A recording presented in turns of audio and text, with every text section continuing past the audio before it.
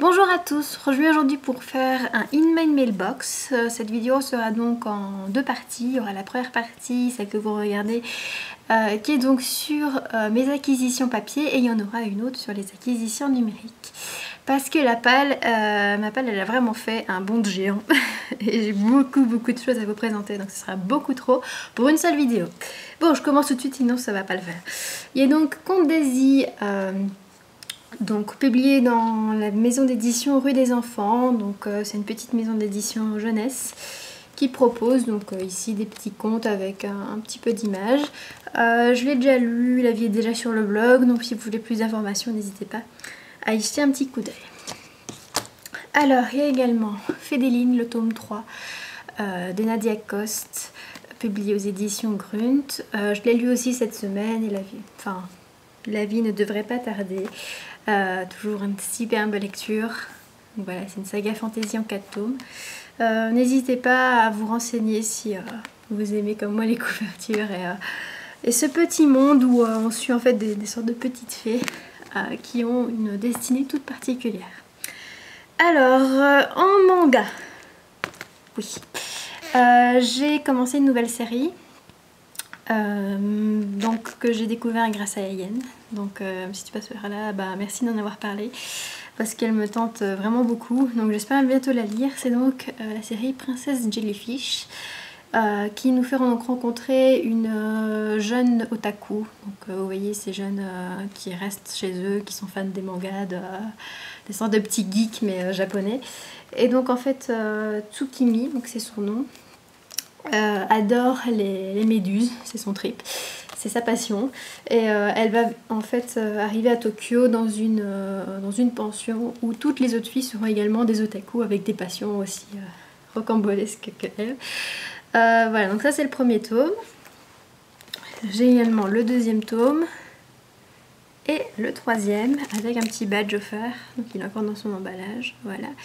Donc l'auteur c'est Akiko Higashimura et c'est publié aux éditions Delcourt. Donc il y a 3 tomes pour l'instant parus en français. Je sais pas combien il y en a au Japon, mais voilà, j'ai hâte de commencer cette série et d'acheter donc les prochains tomes quand ils sortiront. Alors, Druide d'Olivier Perru, publié aux éditions J'ai lu, que je vais lire donc en lecture commune en mai. Voilà, je suis vraiment super contente qu'il soit sorti en poche parce que j'en ai beaucoup entendu parler et que ça a l'air vraiment génial. Je connais déjà Olivier Perru en tant que scénariste de bande dessinée, donc j'avais vraiment adoré Nosferatu. Je lis aussi Les Zombies. Je pense que c'est tout. Il fait aussi La Guerre des Orques, un truc comme ça, mais ça je l'ai pas encore. Mais voilà, de ce que j'ai vu de lui, j'ai vraiment adoré, donc j'ai hâte de le découvrir en tant qu'auteur de romans de fantasy. Voilà. Alors, j'ai aussi été chez le bouquiniste et j'ai acheté donc Le Café de l'Excelsior de Philippe Claudel, publié aux éditions Le Livre de Poche, un tout petit livre qui nous emmène donc dans un café où nous allons suivre un grand-père qui est très nostalgique de sa vie d'antan. Voilà ce que je peux en dire pour l'instant. Je l'ai pas encore lu. J'ai également pris Fairy de Tolkien, publié aux éditions 10-18. Je connaissais pas du tout ce roman de Tolkien. Ni cette couverture très kitsch comme vous pouvez le voir. Moi j'aime bien. Et donc à voir, ce sont des contes de fées, donc à la sauce Tolkien bien sûr. Voilà, les avis sont pas très optimistes positifs plutôt sur Livre Addict, donc on verra ce que ça donne. C'est écrit assez petit en plus. Ah bon, on verra. Alors, chez Milady, j'ai acheté Le Voleur de Dragons de Patricia Briggs, qui est en fait donc le 3e tome de Cyanime. J'avais déjà lu le premier tome Masque que j'avais bien aimé, même si on sent que c'est une œuvre de jeunesse, c'était franchement pas mal.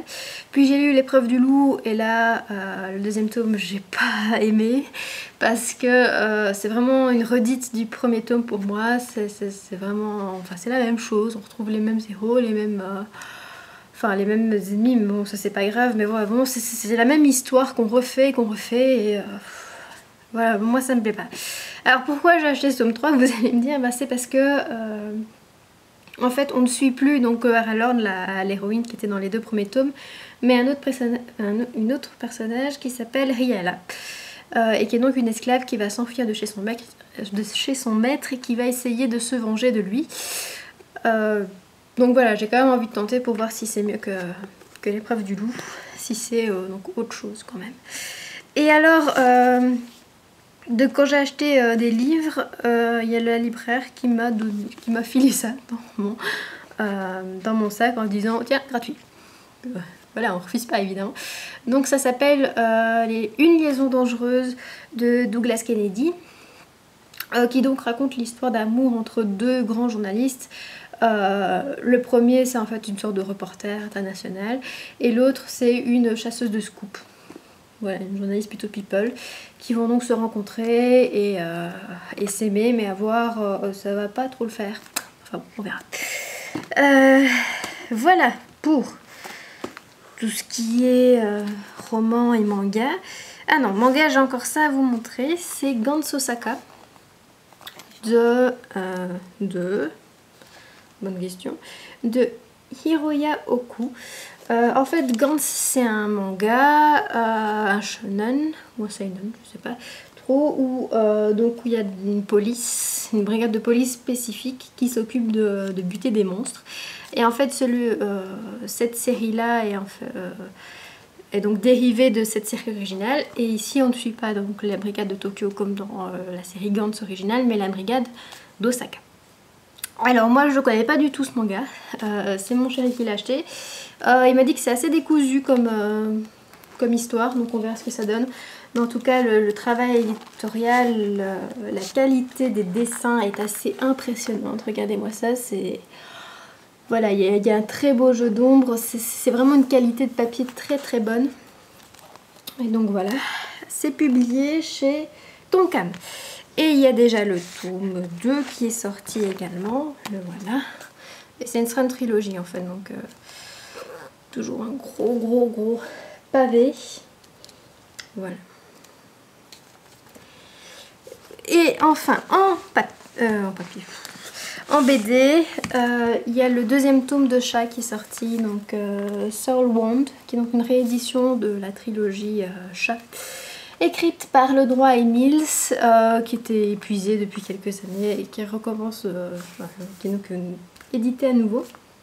C'est publié chez Soleil dans la collection Anticipation. Et voilà, voilà, j'ai pas encore lu, mais j'adore Le Droit, j'adore sa façon de dessiner, ses couleurs, etc. Voilà, donc je ne me fais pas de soucis là-dessus. Voilà pour mon In-Main Mailbox papier. C'est déjà pas mal, hein. Je vous retrouve donc dans quelques minutes ou tout de suite pour le In-Main Mailbox numérique. Salut!